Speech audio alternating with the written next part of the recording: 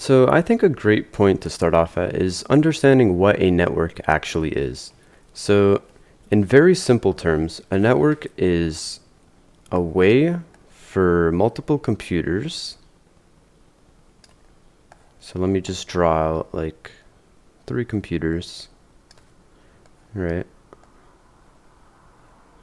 So these 3 computers want to communicate with each other. So we want to allow some kind of way for these computers to send information between each other, right? And this is what is known as a network, a means for which these computers can communicate. So they use a wide range of like protocols and systems in order to do this, but a network is very simply just allowing the communication possible, right? So in this video, we're going to be talking about the different kinds of networks. Mainly, we're going to be talking about like the most popular ones, so like the main 3 that you'll run into, which is, to start off, a LAN.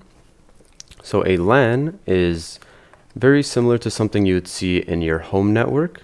So this is where you have your ISP, which gives you like this switch or a router, right? And this router allows communication between all the devices in your home network through these wired cables, right? So if you have a computer and it is using an Ethernet cable, that would be considered a LAN connection, right?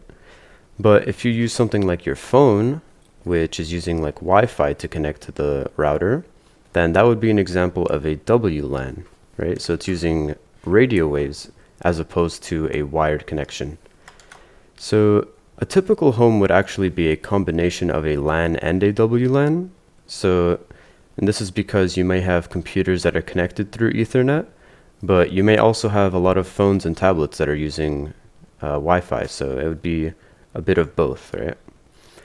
So these are the first 2, and then the most popular one, or the other one, would be a WAN. And this allows the communication between different LANs or WLANs or any other smaller network along a bigger geographical area. So an example of that would be the internet, which allows the communication of computers from all across the globe, right? So I think a good place to start off at for this video and understanding how networks work is actually understanding the infrastructure behind the internet and understanding how your request or your message actually ends up in a computer on the other side of the world and how this infrastructure was built. So for this example, let's say that I am living in a home in the United States and I'm using an internet service provider, and let's say I'm using AT&T. Okay, so this was provided to me by AT&T, right? So something we need to know about these internet service providers is that they have built their entire infrastructure and they've built a large network of computers to which they provide internet access to. So they build this huge network of computers which are connected to them.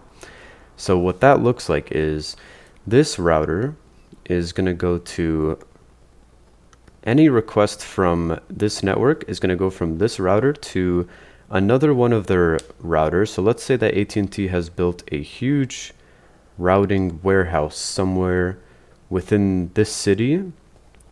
And then let's say that this router it decides that it has to basically find the most efficient path to get to wherever it needs to go, right? So now this router decides, okay, I'm going to go to another router, which is in a different country, right? And this is all still part of the AT&T infrastructure. So this is all owned by AT&T. And let's say that my request is, like, I'm trying to send a message from this computer, which is my computer, to my friend's computer in Germany, right? So Germany. I'm trying to send him a message. So my request is going to have to go through AT&T's infrastructure. This is assuming that we are using different ISPs. So we could say that his ISP is like telecom, which I think is a big ISP in Germany. So he's using telecom. So my request has to travel through AT&T's infrastructure.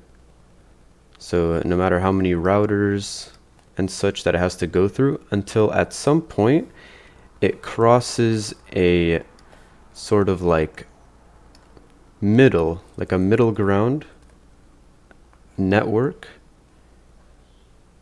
which connects AT&T.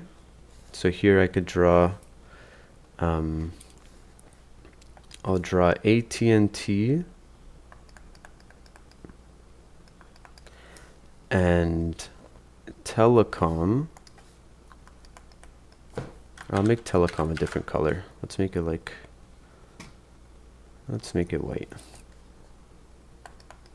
Telecom, right? And these are both connected to this router, right? Both AT&T and telecom. So now, as soon as we go through this middling network between the two, now we could travel to one of telecom's routers, and this could continue all the way until it routes to my friend's router, which is in his house, which then sends a request to his computer, right? So to summarize what happens here is essentially this. So one request or message, I'll say request, must travel through senders, so I'm the sender in this case, through sender's ISP infrastructure. So this is just the system of routers and routing warehouses that the internet service provider like hosts and runs, and that costs a lot of money to do. So it has to travel through the sender's ISP infrastructure until we find a network which connects both parties' ISPs together. So there is this which connects both parties' ISPs infrastructures together, which allows the data to be like transmitted from this infrastructure to telecom's infrastructure, right? So two, data crosses this bridge, right? And now data is carried through receivers ISP infrastructure